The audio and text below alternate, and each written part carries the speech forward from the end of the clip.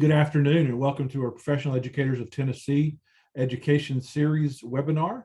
Today we're talking about the true cost of a cancer diagnosis. My name is John Green with Association Member Benefits Advisors and serving as your host today. We have a couple of special guests who will be joining us today as well. I want you to grab a pen and paper and take a few notes as we go through here and talk about some of the benefits that you receive through PET, as well as some of the conversation about our topic at hand today. You'll also notice this QR code down here in the bottom right-hand corner of your screen. You're going to see this at the beginning, maybe throughout the conversation today, and then at the end as well. If you want more information about the conversation that we talked about today or some of the issues we've talked about, all you have to do is, just like we do in restaurants today, is take your smartphone, open up your camera, hover over that QR code. A little form will pop up. You can select things that you want to talk about and shoot that back to us, and we'll get in contact with you right away. So let's go ahead and get jumping in here today. And we want to talk first of all and spend a little bit of a moment just talking about the benefits or some of the benefits that you receive as part of your PET membership. And so I want to introduce to you Mike Shepard, who is the Associate Director and General Counsel for PET. Mike, thank you for joining us today. Why don't you share with us some of the liability benefits that you have as being a member of PET? Thank you, John. I'm happy to be here and very happy to share some of the program that we offer, an overview of the legal services that we offer our members. And they fall into a couple of categories. One is the typical professional educators or professional liability insurance policy, which protects our members from accusations, whether they're legitimate or not, or claims for monetary damages in whatever form they may be. The other part of our legal service program involves employment, which happens on a day-to-day basis, which is we like our members to call us right away. We like to hear about any issues involving employment, such as tenure issues, licensing, any kind of evaluation problems, anything like that. We'd like to hear about those early so we can help them early, because we believe in an early plan of action. So in a word or two, our daily, timely, and we consider rigorous real-time legal services provide advice, counsel, and legal representation. And like I said, that involves things like state license reviews, reprimands, special education, IEPs, questions of those areas, suspensions. And when you call us, you actually talk with an attorney up front. That's our commitment to you as our member, sets us apart from some of the other professional liability associations out there. And we think we do a good job of staying in front of these issues and supporting and having the backs of our members. Our word for the day is plan of action. Always come up with a plan of action early. And our proposed resolutions and advice involve both administrative and legal strategies. We're here for you regarding other education related questions as well. And we tell our members, do not hesitate to call. We'd like to talk to you early and as often as you need us. Along with that, we have multi-million-dollar professional liability insurance for accidents and claims of monetary damages. So we administer the professional liability policy and we conduct the employment services aspect of what we do. So welcome to PET. I have a couple of quick questions for you, Mike, because we deal with members and non-members who may be watching this webinar as well. Do these liability services, do they come as part of membership, or are they an additional cost in addition to membership in PET? No, very good point. Good question. It's part of membership. Our bylaws govern the coverage, and that is what is underwritten. If you're a member, you are automatically covered. So that's a service that comes with your membership. Great. And now you can't turn on the TV these days or pick up a paper or something like that or look on the internet and not see something related to issues at school, lawsuits and all that. Are you seeing a larger activity volume on your end these days? Yes, we are. And that's why it's more important, and why a lot of our teachers and prospective members They're interested in security protection. We live in a litigious environment.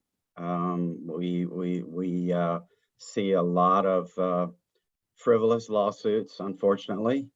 You have to be prepared. You have to train to avoid those things. I'm a big believer in litigation management, which means getting out in front of it and helping our teachers prevent problems as much as reacting after it happens. Great, great. Well, super. Anything else you want to share with our viewers today? No, we're committed to, like I said, having the backs of our teachers. They have a tough job, and they need us as a foundation for understanding, training, and management of issues and risk management. Absolutely. Well, Mike, thank you very much for joining us today. I appreciate you sharing this benefit. And for those of you who are not members of PET, this is an excellent benefit. And as Mike mentioned, have your back when you're in the classroom. You're focused on taking care of your students. PET wants to focus on taking care of you. Mikey, thank you for joining us today. We appreciate you taking the time out to share with us what's going on. My name is John Green. I'm with Association Member Benefits Advisors. I live a little bit north of Houston with my wife, who is an elementary school teacher in the same school that she and my 3 kids all went to. I've spent the better part of my career working with educators to help them understand what their retirement years are going to look like. So I hope, as your host today, to kind of walk you through some things that you can expect while you're in the classroom and things that you have outside the classroom as well. But just a quick reminder of how PET focuses on you as an educator. It's nonpartisan advocacy on your behalf. Their goals of PET is to help support not only your pay and your classroom environment, but your health benefits as well, all the things that make your compensation up within the state of Tennessee, connecting you with like-minded educators all across the state for your professional development. And then, as Mike mentioned, supporting you with additional benefits, such as that legal liability protection, the professional liability as well, that type of thing, so that you make sure that your classroom experience is what you want it to be. And then as you move into your retirement years, you've got those benefit access and things like that that you have as a relationship with AMBA and through PET. In Tennessee, Eric Cannon is our leader in the state. He is a UT Knoxville grad, and he is glad to help you and take care of you in any way, shape, and form. We work with about 70 associations across the country at AMBA, and these are mostly active and retired educator groups and state employee groups, nurses, firefighters, police officers, the public servants in our community. So we appreciate the opportunity to serve you and to support you in your roles. And there are many benefits and advantages of having benefits of PET and AMBA together. You can help fill those gaps that may not be covered by your state or by your district benefits. Some things that your district doesn't offer, or they may not offer for your family members. They're portable, regardless if you leave the state, if you leave your district and move to a different district, something like that, you can take these benefits with you. They're not tied to your paycheck or payroll deduction. And the thing that most PET members really appreciate is they can extend their PET benefits and access to these benefits today to their parents or to adult children who may be aged out of their benefits. And because we have many teachers who have elderly parents that they may be responsible for at some point in their careers, the proper planning for not only yourself, but for your parents could prevent you from having to take extended time off to take care of a loved one, or even cut your career short, which could hamper your pension and your future retirement savings on behalf of yourself. But today we're going to talk about this whole concept of cancer, heart attack, stroke insurance, and how that works and what it is and why the purpose of it. And I want you to think about your school.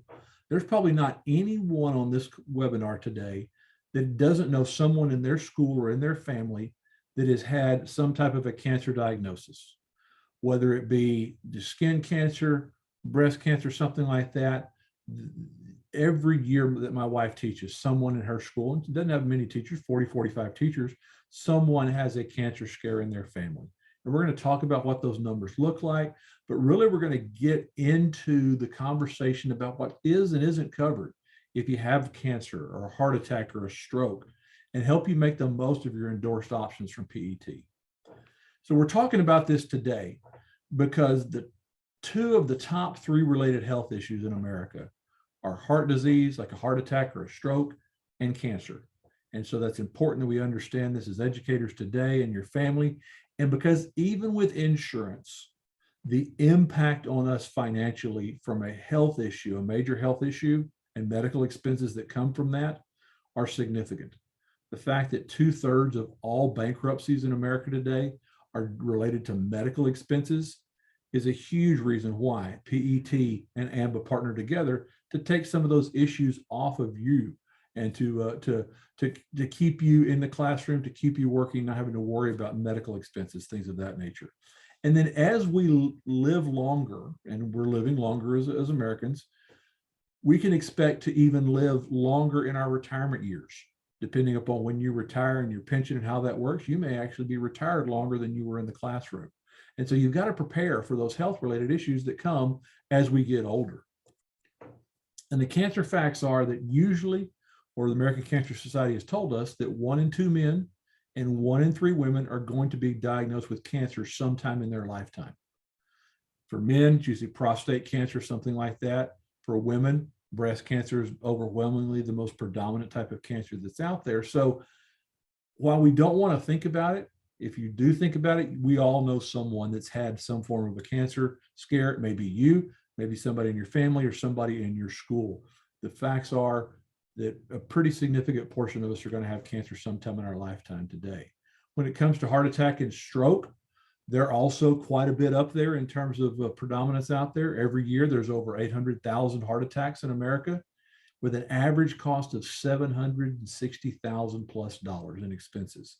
We're going to talk a little bit about how insurance plays within that, but there are some significant expenses that are not covered by insurance. And then stroke, while it's not the leading cause of death in America, it's the #1 cause of disability in America. And that disability after the fact and the rehabilitation from that and the impact that it can have on your retirement years is so crucial to understand and be prepared for that. We talked about stroke. Now, most strokes don't happen to people until their later years, unfortunately. Unfortunately, some people do have strokes related to high blood pressure, accidents, things of that nature. The average cost, the out-of-pocket cost after a stroke in the first year is around $17,000 once you're discharged from the hospital. Significant amount for medication, and then close to $12,000 for rehabilitation services. A lot of these expenses are not picked up by your health plans, nor if you're retired, are they picked up by Medicare or any type of Medicare supplement. So it's very important to understand what is and isn't covered. We're going to talk about that as we go through here. When it comes to cancer, in 2018, the last time that the Cancer Society of America did some studies, they found out that as Americans, we pay out about $5.6 billion out of our pocket just for cancer treatment alone. And most individuals who have cancer have some form of insurance, whether it's Medicare, Medicaid, private insurance through your school, through a spouse, something like that. But there's still significant costs, and we'll talk about that are not covered by insurance. And so we're left holding the bag, $5.5 billion worth of that out of our pocket just a few years ago. And that cost continues to go up as insurance companies tighten up and Medicare tightens up what they will and won't pay. And then when it comes to experimental treatments, things like that, some good things, but most time the insurance is not caught up and doesn't pay for those things. So you sit there and you're thinking, well, I'm a teacher. I've got insurance through my district, or I've got insurance through my spouse, or I'm retired, or my parents are retired, they've got Medicare. Does it cover this? Well, the good news is if you're diagnosed with cancer, usually most plans have some form of a low doctor copay visit. There's a lot of different plans that are covered in terms of treatments that are out there. The networks are expanding, and best of all, survival rates are going up, up, up. So that's the good news there. However, on the flip side, co-insurance clauses built into different insurance plans through the school or through your spouse, they may be costly for longer hospital stays and recovery, or for some treatments, different plans out there. And then we find when you get into your Cancer Centers of America, MD Anderson in Houston, where I live, some of these specialists may not be in networks that your school district insurance covers, things like that. And then things that are not covered, such as transportation. As I mentioned, a little bit north of Houston, and I fly in and out of Houston all the time. I always, when I'm flying back into Houston, I meet someone that is coming down to our medical center that is going to have some type of cancer treatment. And so those costs related to that, the hotels that you have to stay in around the cancer centers, things like that, those aren't covered.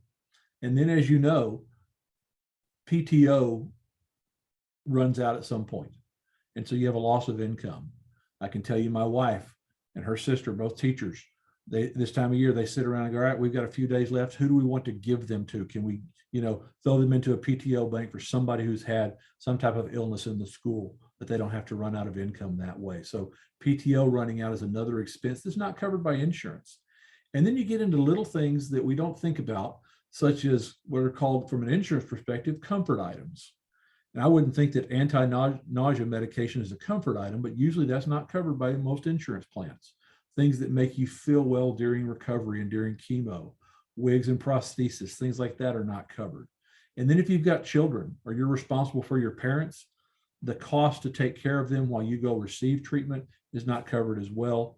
And most of the time, once you're discharged from the hospital and you're recovering at home, those expenses are not covered by your insurance plans whatsoever. We're going to talk about some of those a little bit more in depth. This is a quick look at some potential out-of-pocket expenses. I just kind of looked around the state at different district plans, some plans from this state, things like that. Sometimes you'll run deductibles up to $4,000+ per individual that you've got to pay out of your pocket before your plan kicks in. Sometimes those out-of-pocket maximums can run multiple thousands of dollars a year. Inpatient stays, co-pays are based on every scan or MRI, not just on the condition as a whole. So every time you go back in for a follow-up, there's an additional copay or a co-insurance clause there. Some treatments, those co-insurance clauses can run up to 40% of the treatment cost there. And then they've got very different co-insurance clauses on equipment, different therapies, things like that. And then the prescription drugs after the fact. There are copays and deductibles on top of that. So while you may have a PPO or a network plan, some of those little nickels and dimes do add up over a period of time when you consider the out-of-pocket maximums, the co-insurance clauses, and then some of the copays every time you go in for some type of procedure. Probably not anybody on this call today is on Medicare, but a lot of our parents are. And at some point, whenever you retire, Medicare may be your primary health insurance. Medicare is very specific in certain areas, and then other areas, they're very nebulous. And they call it qualifying language. And there's a whole book. If you've got insomnia, I would encourage you to read the Medicare coverage of cancer treatment services, and you'll find out it'll put you to sleep pretty quickly. But it's important because Medicare really likes to play with words. They'll put in qualifications regarding inpatient stays versus observation status. And in the past, where maybe breast cancer and a mastectomy might have been an inpatient stay and therefore gave you some recovery benefits, it's been moved to observation status and you get no recovery benefits, things like that.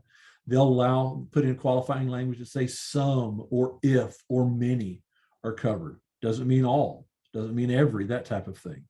And so it's important to understand that every year Medicare makes changes to their language because they're trying to keep their costs in line.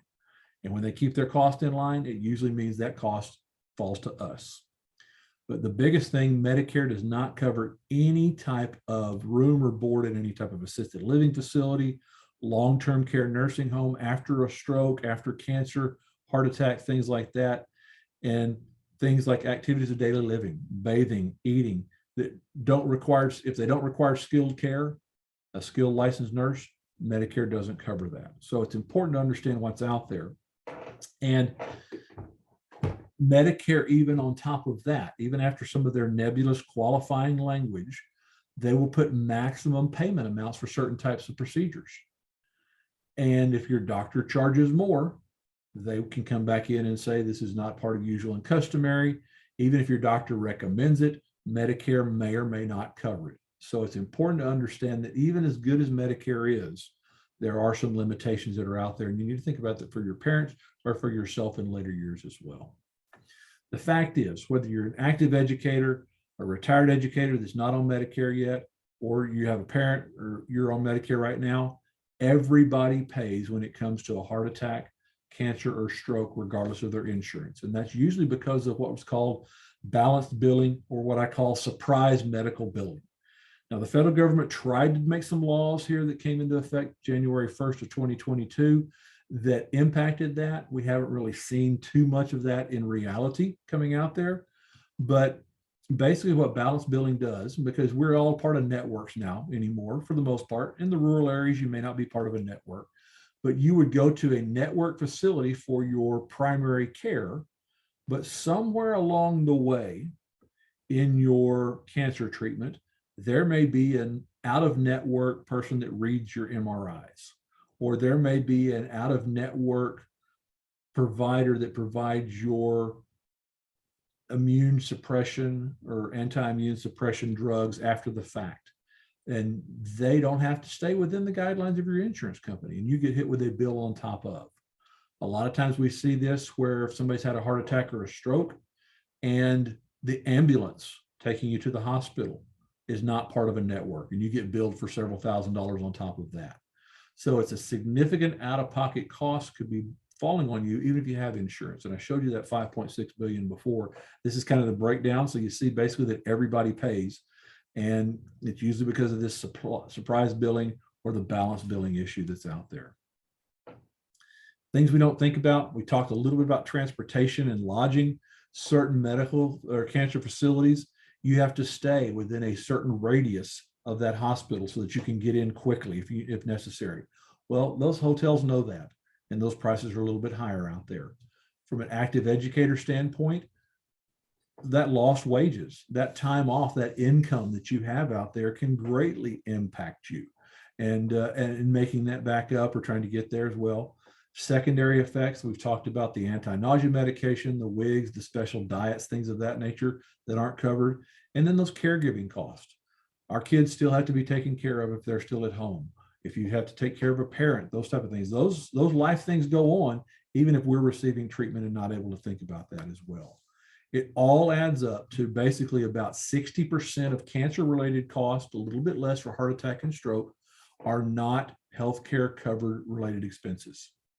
And so it kind of puts you thinking, well, that's a lot of significant income could be out of my pocket to pay for these services, especially if I have to travel into Nashville, or if I have to travel into Knoxville, somewhere like that, if I have to travel out of state to receive specialized care. Those type of things can really add up over a period of time. This is a testimony from a good buddy of mine. He was a state employee in the state of Texas. He now works for the Public Employees Association of Texas as a consultant.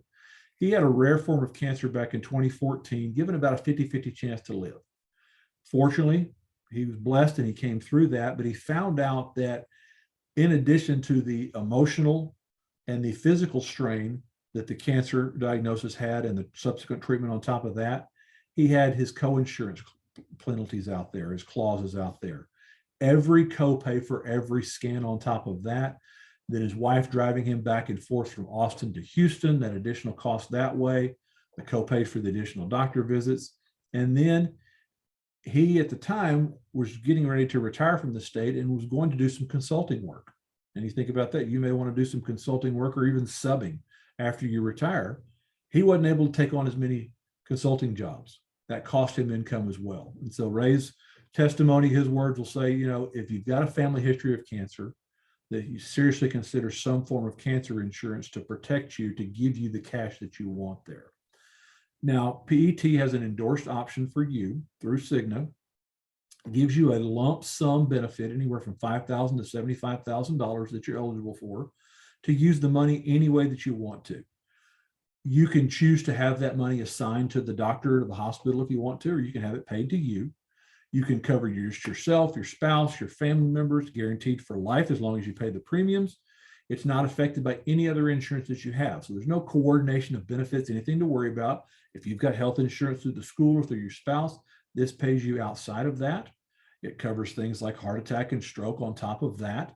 You can use it for any medical related issue. Or we've had some people that unfortunately they get diagnosed too late in their life in terms of their stage 4 cancer. They use that money for bucket list trips. Some people use that as their life insurance, or they'll use that to leave back to family members, something like that as well. pay for mortgages, childcare expenses. It does not matter. That money is yours regardless of how you use that. Any way that you want to, it comes to you totally tax-free, pays outside of anything that your medical insurance pays for. It pays outside of anything that possibly you have through the school. There are certain plans that you may have got through the school that they just kind of tack on or you put on for an extra dollar or two a month, but theirs are usually what are called treatment plans, which means that once you get diagnosed and start treatment for a certain type of treatment, they'll pay you $250 or $500, something like that. This pays in addition to much more broad coverage. It covers in addition to heart attack, stroke, and cancer, dread diseases like Parkinson's, things like that. So again, it just gives you broad coverage on top of that the way that you want to. And the thing that I like about this plan, and this is why PET and AMBA try to search out the best plans for their members, is that depending upon the type of cancer, recurrence can happen anywhere from 5% to 100%. My wife's cousin had breast cancer. She went in for an off-year screening when she was 39 years old because her mother had passed away from cancer. They found stage 0 spot, went through radiation, did all that kind of stuff, was 13 years clean. Went back in last year during COVID just for a checkup. They found cancer again. With the recurrence type benefit that you have on these policies, it allows you to have peace of mind that knowing that if you have cancer, you get paid your benefit. And then if you or you're clean for several years, after a period of time, you can get back to 100% of your benefit back again. So it gives you some additional benefits, some additional peace of mind. You can add different sorts of riders on top of it as well. So that's a little bit about the plan that you have through PET that's available to you from AMBA. What I do want to encourage you is, if you've got questions, I'm going to show you a QR code here in a moment or how to get a hold of me. But first and foremost, I highly encourage you to share this webinar with your friends, your coworkers, invite them to the PET webinars. Invite them to take a look at the links that are out there on the YouTube channel. It's a great way to introduce PET to them, help them to understand the value of their benefits. We've talked about two very valuable ones today. One that comes with your membership, and that's that professional liability and that liability coverage that Mike spoke about earlier. And secondly, the access to all of these other benefits that are available to you as members of PET, not to mention the advocacy, not to mention the professional development as well. Please, please, please share with your coworkers about PET, help them get involved, help them take advantage of their resources out there. So I thank you very much for joining us on our conversation today about cancer insurance. If you've got any questions, my email address is john.green@amba.info, amba.info, or you can simply take your smartphone, open up your camera feature, hover over that QR code, a little form will pop up. You can select what you want to talk about, select PET as the association, fill in your information, and someone will get back to you within 24 hours. Be glad to help you out there. So again, thank you for joining us today on our PET conversation, and we appreciate what you do in the classroom. And if there's anything that we can do for you at AMBA or at PET, please do not hesitate to call. Thank you and have a great rest of your day.